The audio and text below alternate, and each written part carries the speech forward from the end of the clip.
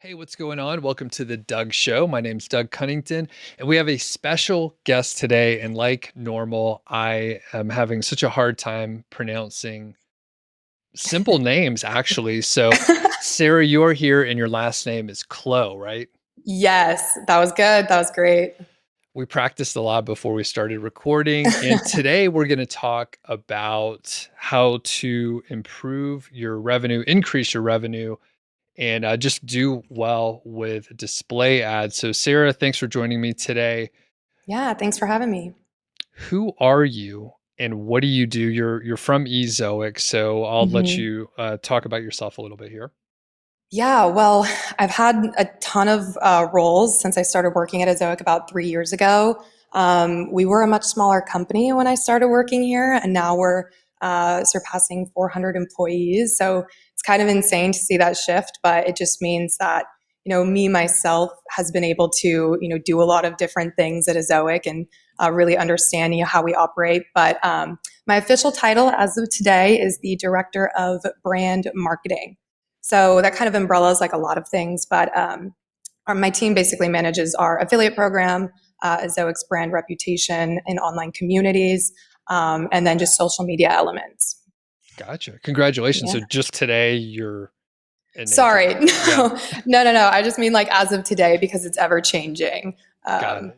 but Okay. yeah, Well, still, that's pretty but still. cool. And how many people were at Ezoic when you first started working there? Gosh, I think like 70 or 80. I know that I was under the 100 person mark, which is Okay. really cool. Um, yeah, and I just remember like interviewing here, and I had, when I graduated college, I was like, I don't really want to work at a tech company because I'm not very techy and I don't know if I would like it very much. But when I was interviewing here, I met Tyler Bishop, who is our CMO. I'm sure that a lot of people have probably seen him around the web. And he really just sold me on everything to do with Ezoic. I was really fascinated with this company and how the technology worked, and I wanted to learn more. So I'm still here, not going anywhere. Very good. And what was your background in college or what degree did you get? Just so people have kind of an idea. Yeah, I was actually a journalism major, and I really wanted to go into. Well, I was interested in journalism, but I was also interested in like broadcast news. But if anyone has ever kind of dabbled in that, or if you've majored in something similar, you know that as soon as you start getting into that, it's not for everyone. I was like, this is very intense. And I think I'd rather go the journalism route, but it's pretty difficult to enter into. So, really, what I wanted to do is just kind of work in marketing. And my main goal was just working at a company with a lot of really, really smart people. And that's what I found here. Cool. And then are there certain skills that you brought from the journalism background to what you're doing now that maybe people wouldn't think is really helpful or that wouldn't have been helpful, but you're like, oh, actually, I couldn't have planned it, but these dots are connecting really well. Totally, absolutely. I think the biggest thing, when you're studying journalism or when you're interested in journalism is just uncovering the truth. You ask questions, you challenge statements, you're trying to, find out more information, and really just, expose transparency on whatever it is that you're reporting on as a journalist. That's something that I really think that Ezoic embodies a lot of is just kind of finding the truth. And really, I mean, that's what we talk about all the time with transparency and the ad ecosystem. It's super, super complicated. The whole ad landscape is really complicated. And so, something that we've always done at Ezoic is try and help publishers kind of uncover that truth and kind of figure out, what's going on and, how can we be there for them. I think that because the ad landscape is super complicated, publishers are often getting like the short end of the stick where it's like a black box and they don't really know, the full picture. So really everything that we do as Zoic is based around, education and trying to reveal the truth in that sense. So I would say that that translated over. Perfect.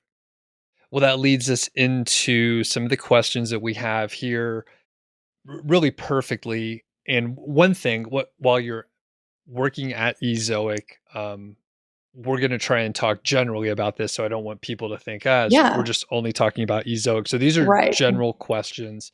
Mhm. Um, so what are some misconceptions about display ads, just sort of in general? And maybe you could tie it into maybe some of the lack of transparency in general in the industry.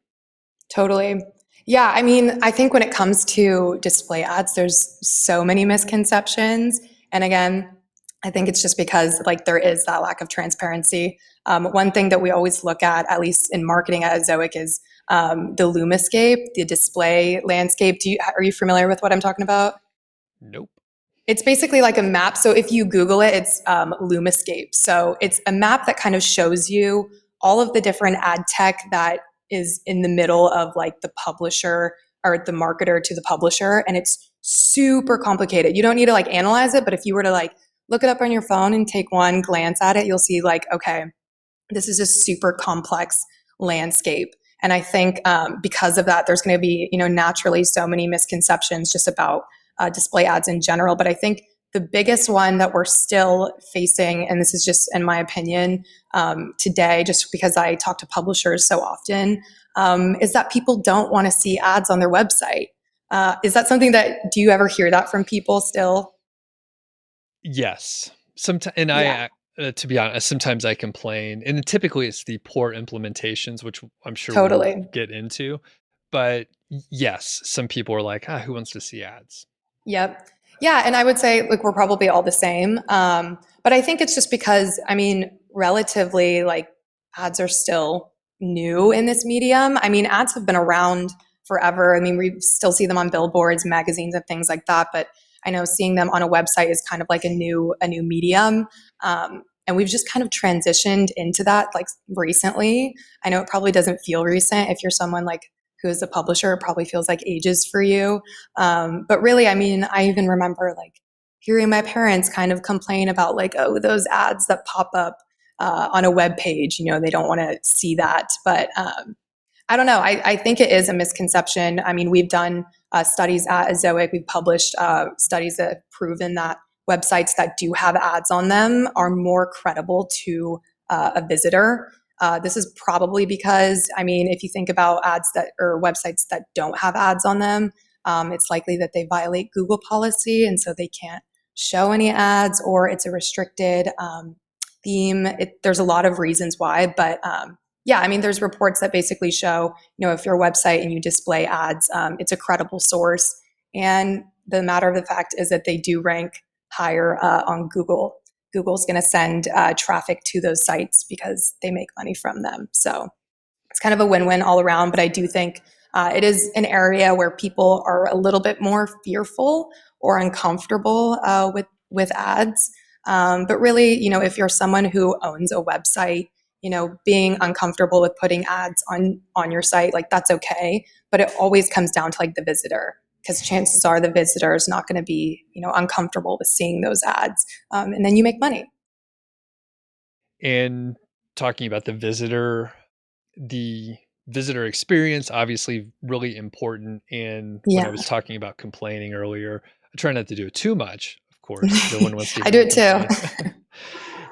when here's the worst one, and you have probably heard the same example many times, but you're looking up a recipe, you're on your phone, and then like a video pops up, there's ads from the bottom, there's ads from Yeah. the top, and you're like, fuck is going on here? Yes. Like, I just Yes. want to see the recipe here. And then you Yeah. have to read like someone's life story about how their grandmother used to boil Yes. peanuts, Oh my gosh. whatever. So, and then And the eventually, different kinds of like all of the ingredients, yeah, where they're grown. and it's just an unintended consequence of like trying to rank on Google. And I like understand the full picture, and it's not a Right. charity, they're trying to run a business. So I get Right. it. But yeah, what about visitor experience and people that perhaps are really resistant because they don't want to create a website that is just terrible to Yeah. visit?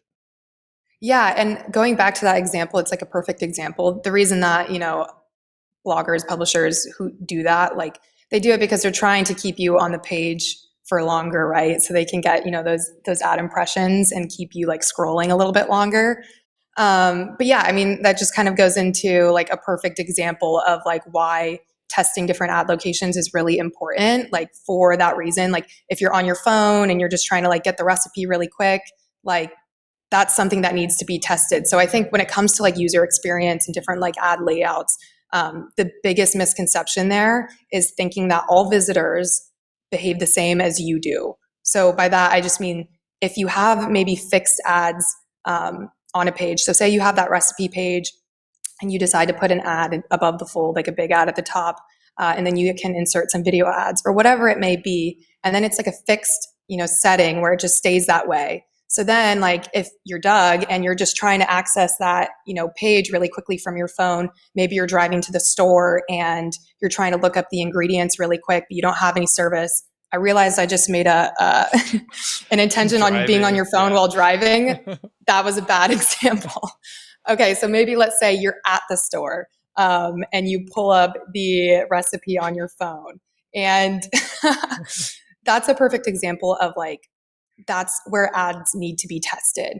Because if you have those fixed ads, it's going to load slow, it's going to jump around the page. And that's where something like Ezoic is going to come in, because what it'll do is it'll test, okay, these different factors. We know that Doug is at the store, maybe not tracking you directly, but they know that location wise, you're at a grocery store and you're not connected to Wi-Fi, you're on a mobile device. Because of that, your phone's not going to load as quickly. So it needs to take away those large ads that are more difficult to load and inject some smaller ads, or maybe take away ads, from the top of the page. So that's like something that's really important with just constantly like changing and testing, ad layouts, instead of saying, okay, I really like the way that my user experience looks on this page. So because I like it, everyone is going to like it, because it's not always true. Really just testing for the visitor. That's super, super important. Like if I go to Home Depot and I'm looking for like, okay, why are there so many light bulbs in the world? And I'm like scrolling. I hope that I get, an article that doesn't have like a ton of ads that are a little bit more difficult to load on mobile. But if I'm at home and I'm on my desktop computer, I have a lot larger screen and I'm connected to Wi-Fi, so things can load a little bit quicker, then I'll get a different visitor experience. Okay, perfect. Anything else But don't with be on your phone while you drive. I know. In your example, I'm stoned. It's 4:20 when we're recording this today. So I'm Yes. stoned. I have a beer open. I'm texting people and driving from the back seat. It's a horrible situation. Anyway, Safer than driving in the front seat, but yeah. so from the user experience standpoint, is there any other thoughts broadly? You obviously get a lot of questions and you hear a lot of Mhm. things going on. So anything else, either misconceptions or things that people should consider from the user experience standpoint?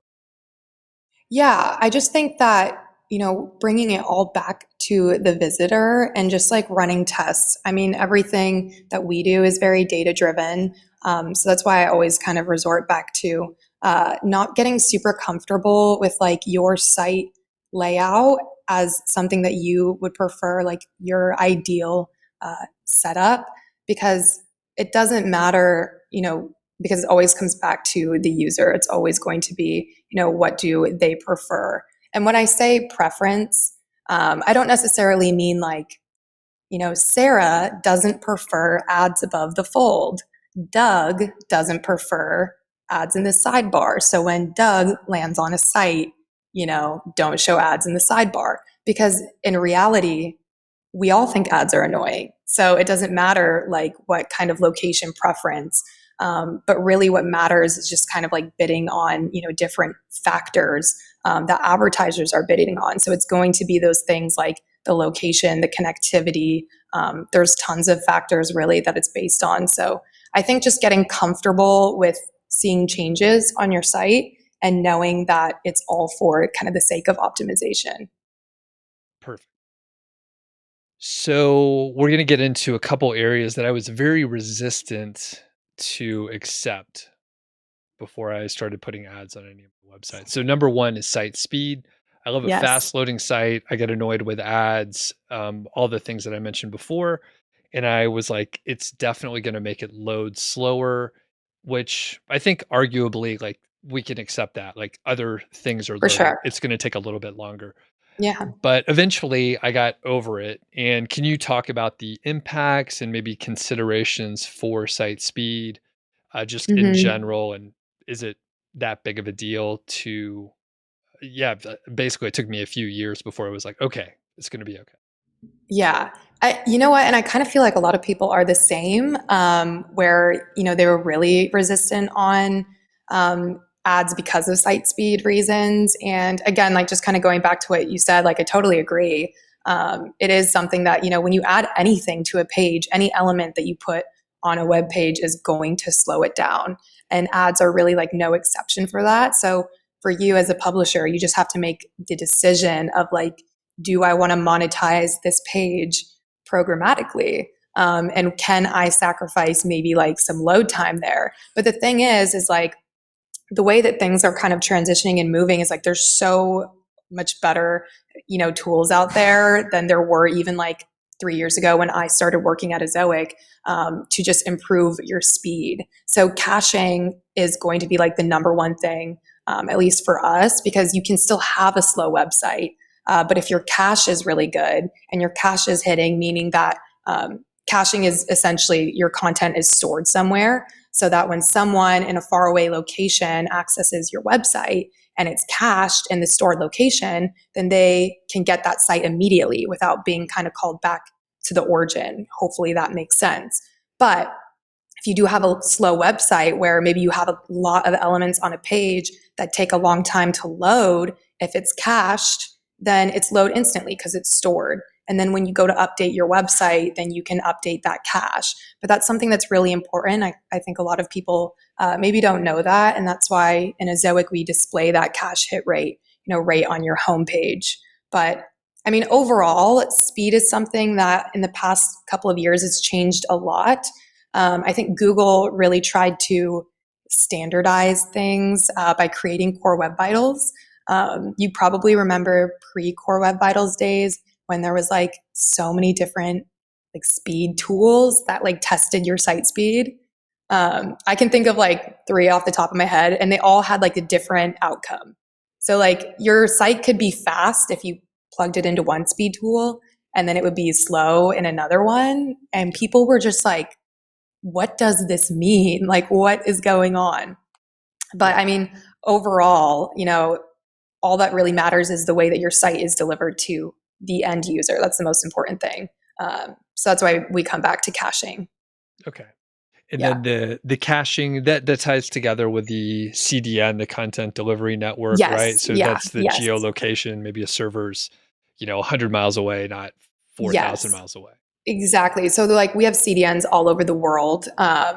And that's exactly how like the content is basically received and like delivered into my browser. So like say for example, if I'm trying to get to your website, and maybe you live in Ireland and I'm in California, you could have your website basically cached at a DNS that is in California. Probably there is a bunch here because it's California. But say it's in Oregon or something like that, then I would be able to just access that cache version. I get it instantly. So that's why it's really important. But I do feel like, when I talk about caching to publishers, it can be a little bit confusing. That's because there's a lot of cache rules that you need to set up. But you can do this in your Ezoic dashboard. If you're a Cloudflare user, you can use Cloudflare caching. There's a lot of options for it. Cool. Okay, the second area that I was really concerned about is the affiliate revenue and the impacts that ads may have. There's a school of thought where a page or an email or, whatever the marketing tool is should have like one goal. And maybe that goal would be convert the person to buy the product or go over to Amazon or whatever. So if you have these conflicting goals, all of a sudden there's decision fatigue. A person may be confused about what you want them to do. So, how does this come into play? What data, if you have some, about the impacts of affiliate revenue when display ads are on the same page and everything Mm-hmm. in that area? Yeah, I'm glad that you bring that up because it's something that has become more and more of a popular topic, especially like in this past year. I think we saw a really big shift when Amazon cut their affiliate commissions because for a really long time, I feel like a lot of people with sites that were focused mainly on affiliate revenue were very fearful or uncomfortable with like doing like a split revenue model site. Would you agree? Yep, 100%. Yeah. Yeah. And I do think it's because, I mean, affiliate used to be like super, super lucrative. So for a lot of people, I don't think that you really needed to think about, exploring other ways to monetize your website. Especially, with Amazon, they were really lucrative. And then Amazon is as big as it is today. And then they slash commissions to barely anything. And people are really frustrated with that. So a lot of people are kind of looking for different routes. So we've done a ton of tests on this and published a lot of reports on how you can actually, do a split revenue model site. And in fact, it's like the best way to do it. You can do a strictly affiliate revenue model site and a strictly programmatic site. But if you do have affiliate revenue model sites, there is a way to find a balance there that you can still make the most with your affiliate links and then also make the most with display ads. Now, it does look a little bit different than just having a site that's solely monetized by display ads. And that's just because there is an impact there. So if you have a page with affiliate links on it and the goal for that page is to get affiliate sales, then if you add ads to that page, they do have the ability to dilute the value of other elements on the page. But I mean, that's just kind of a given with everything. If you add social widgets, images, navigation bars, everything that you put on a web page has the ability to like divert attention from the user. So it's just something to keep in mind, but you can absolutely still monetize those pages. It's just a matter of testing and then finding like that sweet spot. So we actually published something a few years ago with our friend Spencer from Niche Pursuits on really finding that sweet spot with programmatic ads. This is what I basically always recommend to people who are in that model of like, okay, I don't really know if I'm comfortable yet getting into display on my affiliate pages. What you should do in this situation is set up categories inside big data analytics. From there, you're able to basically categorize your affiliate pages and test different ad densities on that page. And by ad densities, I just mean, different numbers of ads. So say if you want to only put 5 placeholders, 10 placeholders on those pages and then see how that performs. And then you can make adjustments from then on. But setting up categories is really easy. So you actually do that inside of your CMS. So if you use WordPress, which most people do, they make it really easy to set it up. It's just in your WordPress dashboard. And you can go in and basically assign categories to all of your pre-published content. So as soon as you do that, it'll basically propagate those categories inside big data analytics. And as soon as you do that, you can just start testing. That's basically what we've done for like any reports that we've published on testing, ad density and affiliate marketing and finding the revenue there. Balance is always going to win, and that's what we always kind of resort back to. Now, Okay. hopefully that's comforting for some people, just knowing that like you can just test a few ads on those pages and kind of see if it has any effect on your affiliate links. I promise the chances are it's not going to have an effect, and then from there you can kind of dabble with different ad densities. I know that actually Matt Diggity, I think he published a report maybe like a year ago now, maybe 2 years, but he did a study that was similar on, do ads really affect affiliate links? And he actually found he ended up making more money overall. Okay. Makes sense. And it sounds like if someone had, let's say they had 1 or 2 pages where they didn't wanna have any ads on there at all, it sounds like they could set it up that way, like an ad density of 0 or just like don't show ads on Totally. these couple URLs. Totally. Yeah. I mean, that's the thing about Ezoic. It's entirely customizable to how you want it to be. So if you do just want to put ads on all pages that don't have affiliate links, you can go ahead and set max ads per page on those pages that do have affiliate links if you want to do that. That's a feature that we have inside of Ezoic. And I would say that a lot of affiliates do that if it works for them. Okay. Mhm. And I assume that your competitors also have similar functionality? This seems fairly basic, right? So is that kind of the industry standard, just agnostic of what company someone's working with? Potentially, yeah. I mean, I would believe that. I mean, the thing about Ezoic, it's entirely customizable. At a competitor, you would probably be able to request to not have, any ads display on pages with affiliate links. Okay, cool. Yeah, it Mhm. seems fairly straightforward, so I'd be surprised.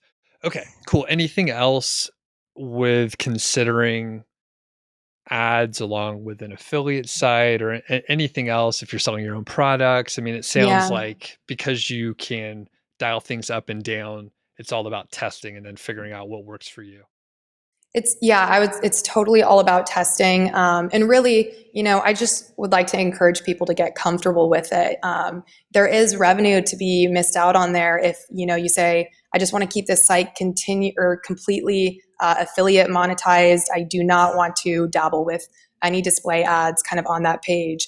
And I understand why people might feel that way. But again, kind of going back to what we were talking about earlier, with thinking about your site and just your terms and not really thinking about the user, because the user coming to your site very well could land on a page and still convert some affiliate links. And there could be ads on those pages that you're getting impressions for and getting paid for. And it's not, diverting them away from that affiliate link. But you're not going to know it unless you test it. So I really just encourage people to do that. There are changes coming for cookies sometime soon. Cookies. And, to be honest, I don't keep up with the current events and stuff, so I get questions on this in live streams all the Mhm. time, and I'm like, "I'm not really sure." I mean, I'm sure everything's gonna be fine. So what changes are coming, and what might we expect in the future here? Yeah, cookies going away has been a hot topic for quite some time. In my personal opinion, I think it's really overhyped.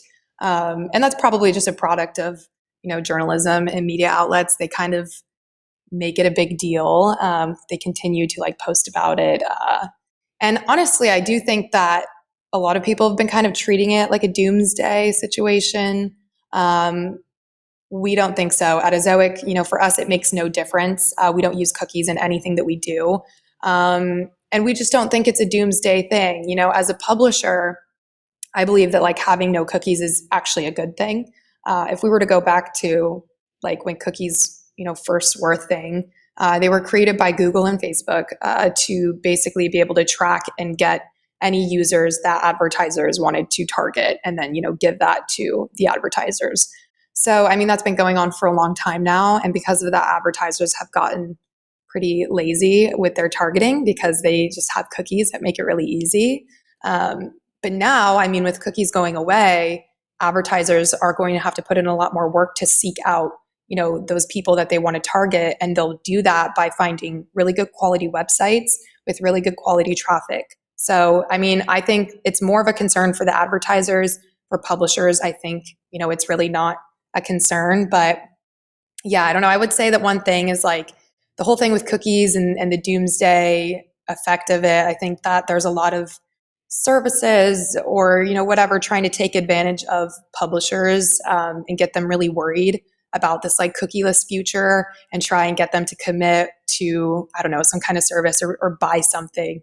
So I would just say to be wary, don't commit to anything, and don't freak out because it's not doomsday. It's not the end of the world. Okay.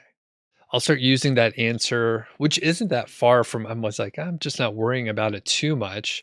It's Does good. Yeah. Hopefully that's comforting for people who are worried about it, especially, if you're a publisher.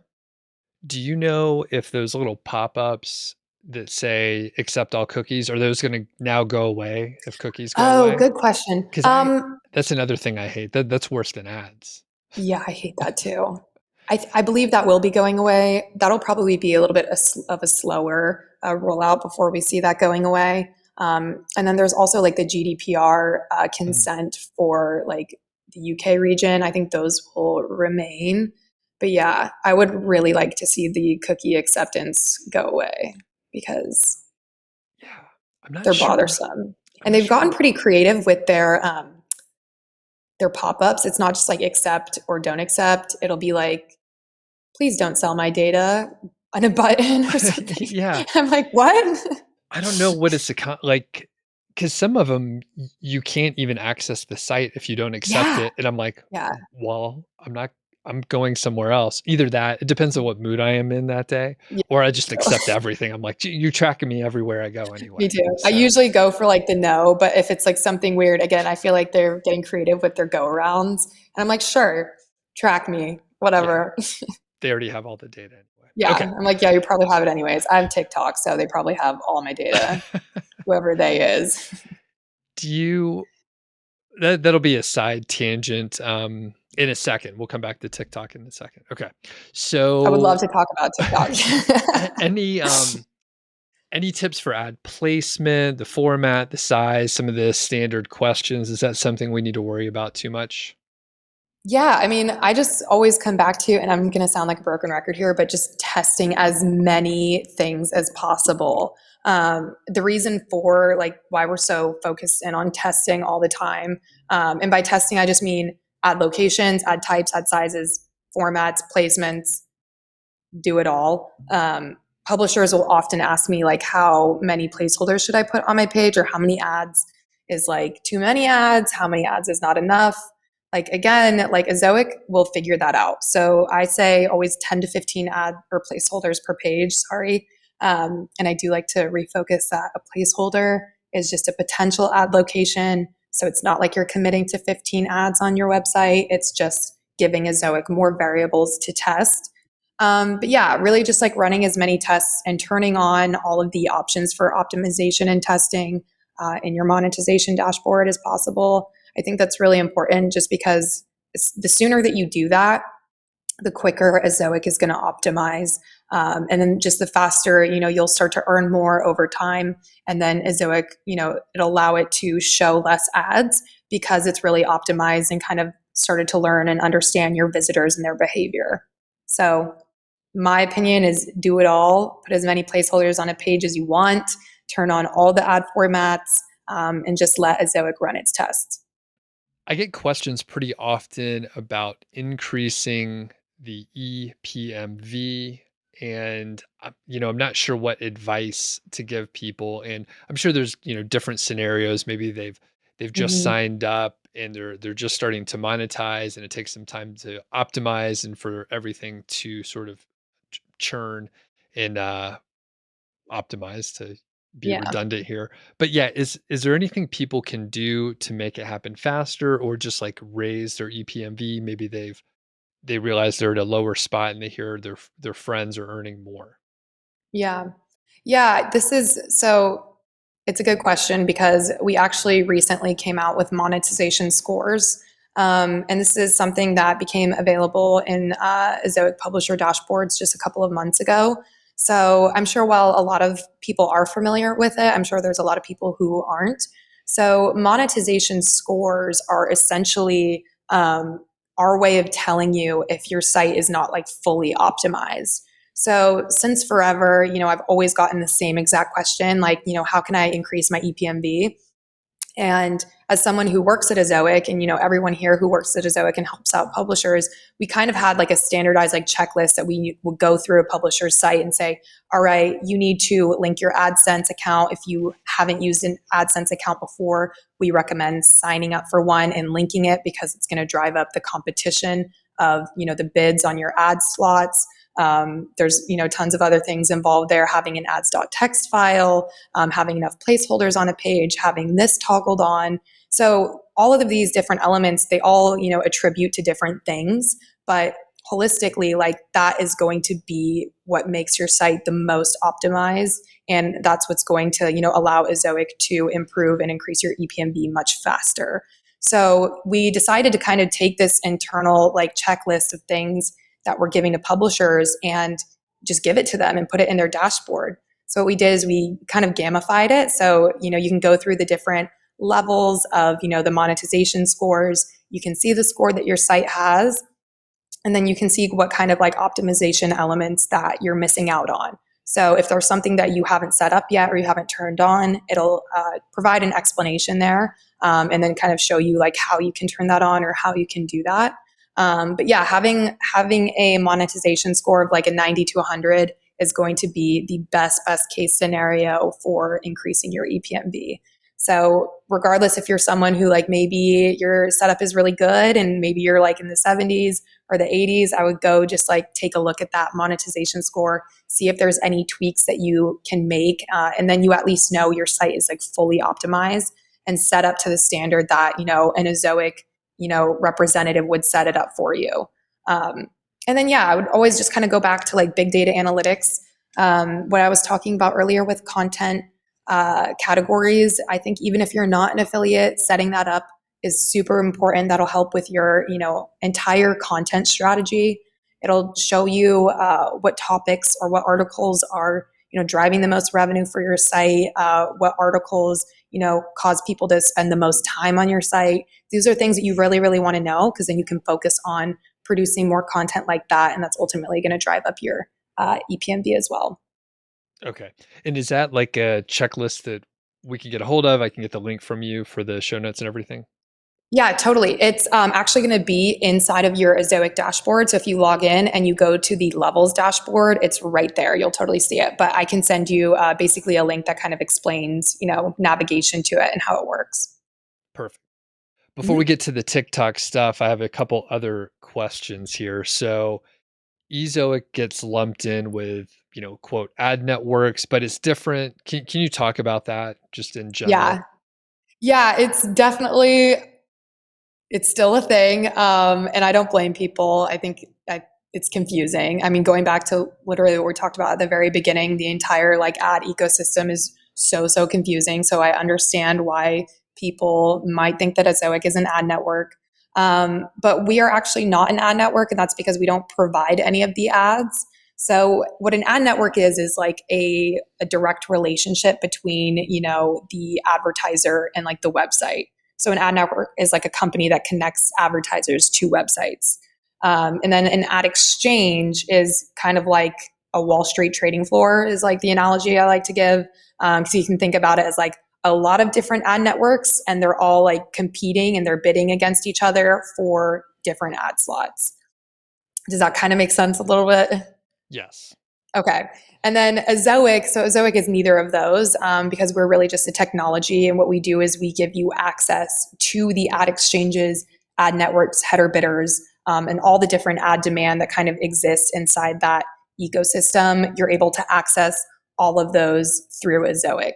And the great thing is like, because you're accessing them through Ezoic, they're all competing, through Ezoic, which just drives up competition for you.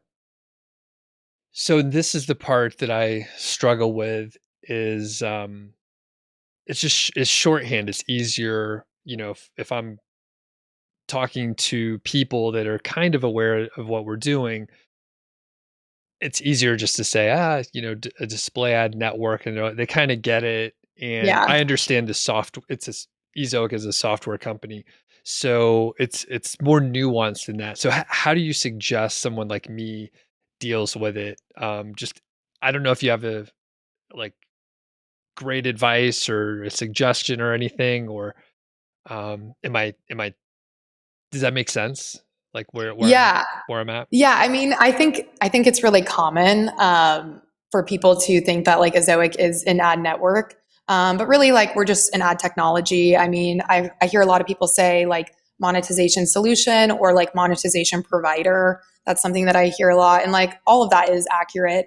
I think the only reason that like we as Ezoic are like always correcting people for saying ad network versus what Ezoic is just kind of going back to that transparency and then building that transparency around like education because if people, again, it's very complicated, but yeah, just trying to demonstrate to publishers, advertisers, anyone who's like part of this industry and this ecosystem that having transparency over how complicated it is really will help them kind of be a little bit more on their toes and kind of like stand up for themselves, because I do think that publishers, like I said in the beginning, they do kind of get the short end of the stick a lot of times.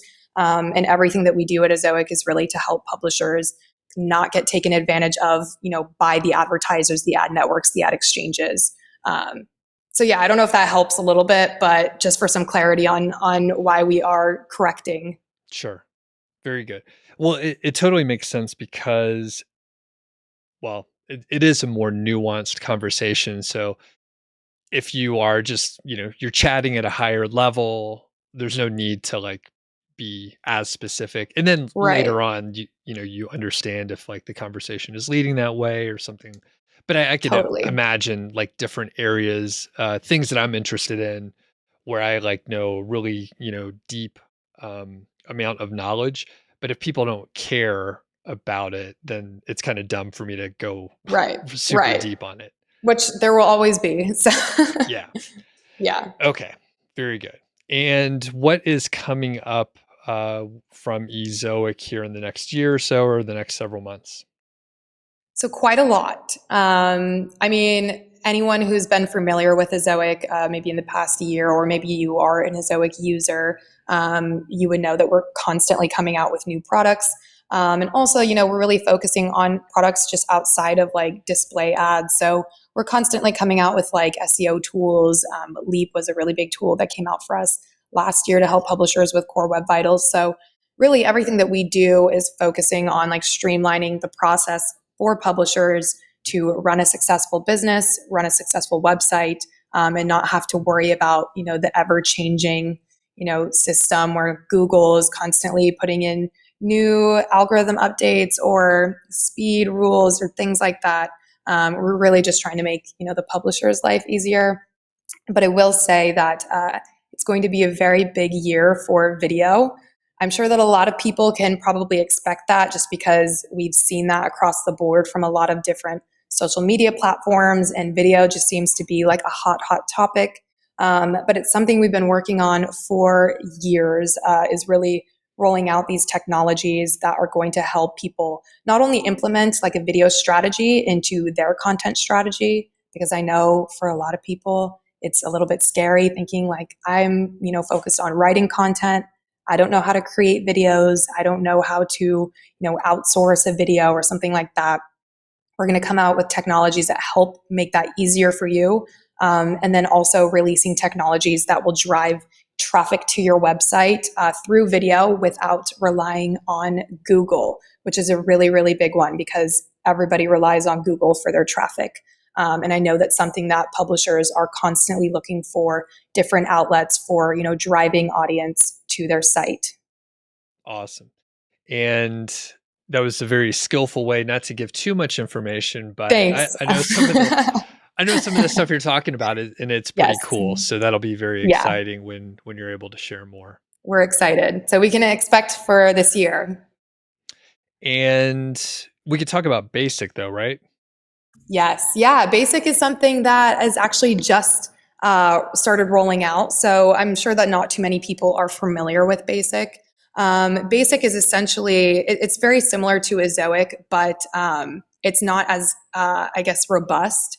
So there's no integration, no testing, no optimization that goes on, but you still are able to put ads on your website. So I would say that Basic is more comparable to AdSense.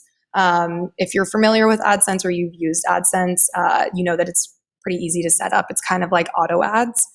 So Basic is kind of set up the same way. What you can do is get a script and you put that into the header of your site, and then automatically you can just start showing basic ads.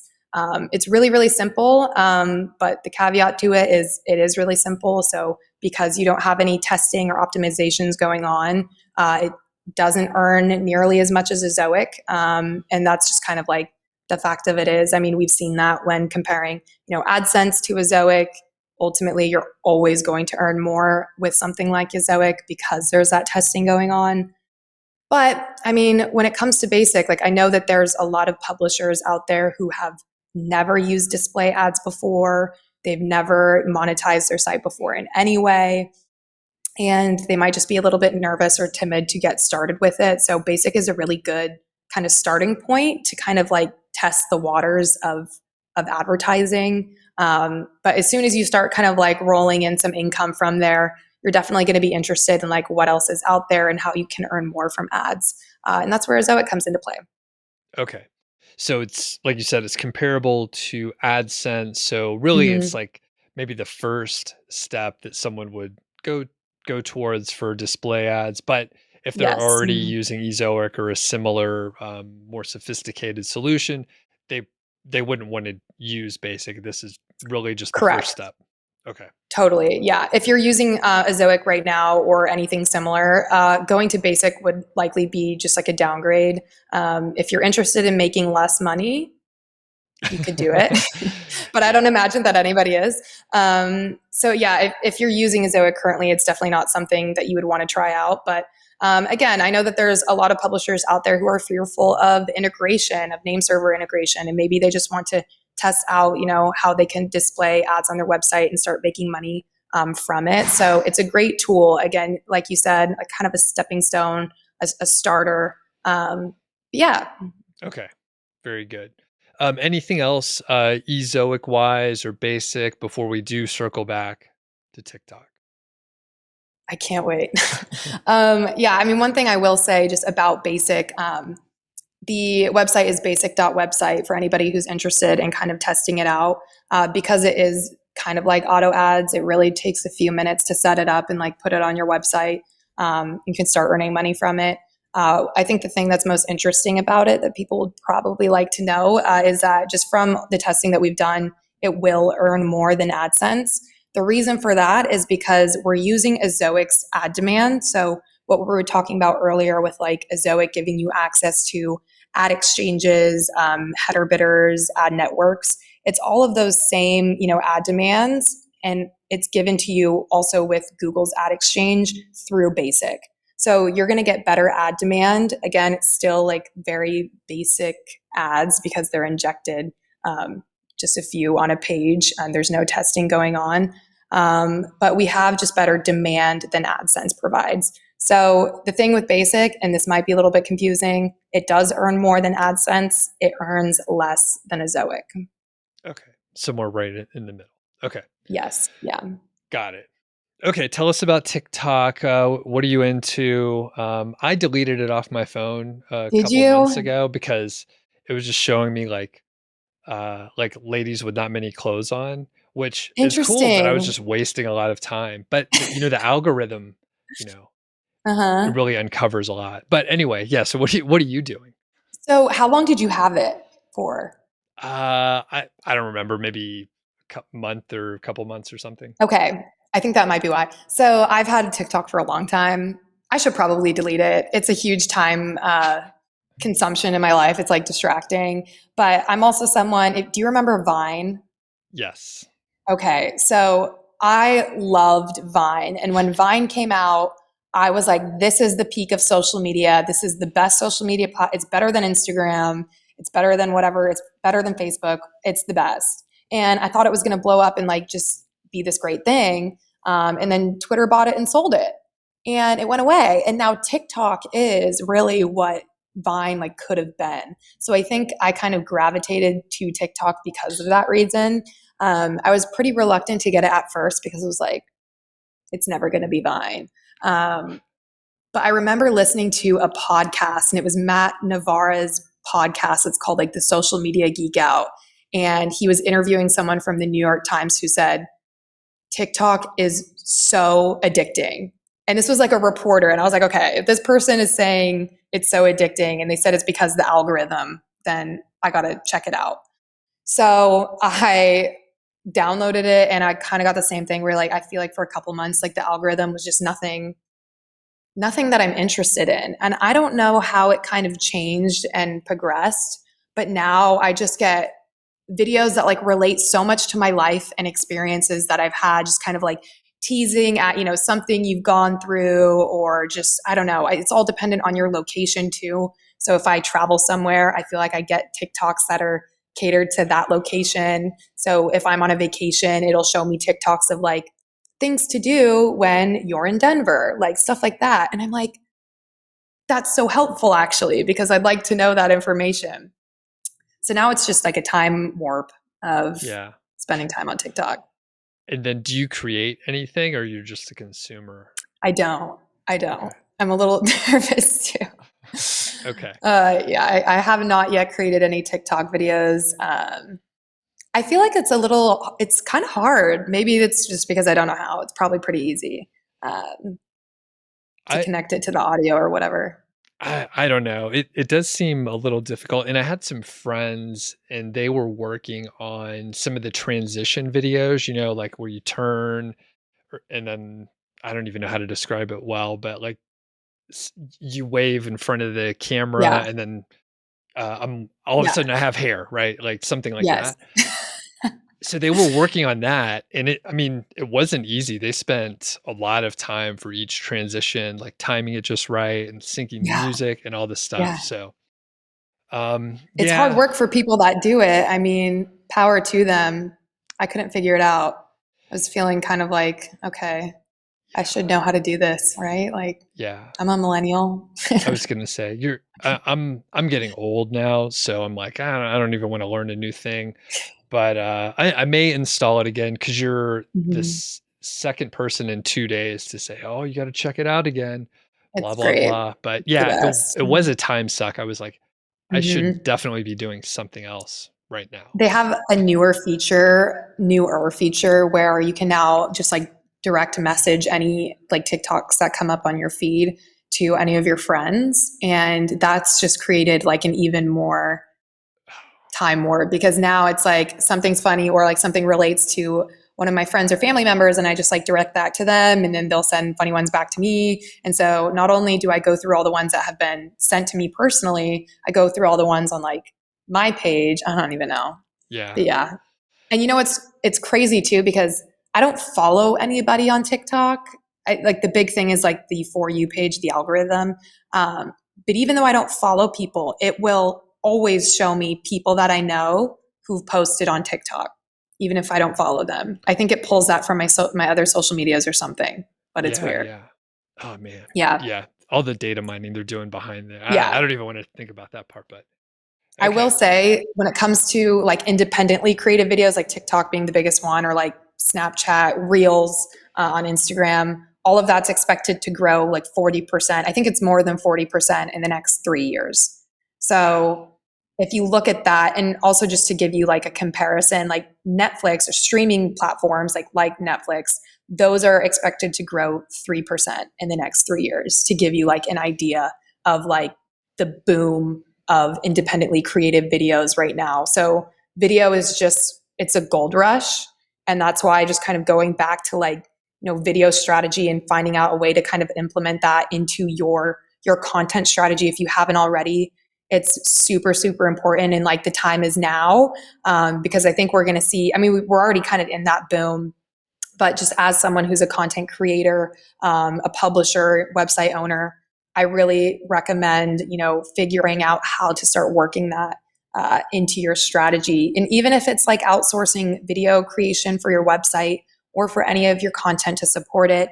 I know that people have done like experiments where they outsource a video on Fiverr or OfferUp for just a couple of bucks, and they'll put that on their website and monetize it and make a ton of money. So things are moving video quickly.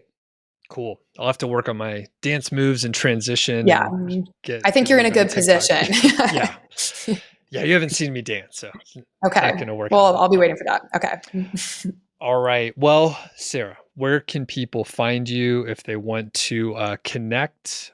And yeah, I'll leave it open. You don't have to give your email address or anything like that, but if people Oh, want no, to of learn course. more, yeah. Yeah, I mean, you can connect with me on LinkedIn. My name is Sarah with an H, last name Clow, Clow. Send me a message. I'm pretty good about checking my LinkedIn and responding to people. I'm someone who, since I started working at Ezoic, I've always connected with publishers in different communities. Also, if you're in any Facebook communities, I'm probably in them as well for anything to do with like blogging, publishing, digital marketing. So my name is the same on Facebook. You can add me as a friend or see if I'm in any of the same groups as you. Send me a message. I'm always talking to publishers in those mediums. So yeah, would love to connect. All right, Sarah, this has been great. Thanks a lot. Yeah, thank you.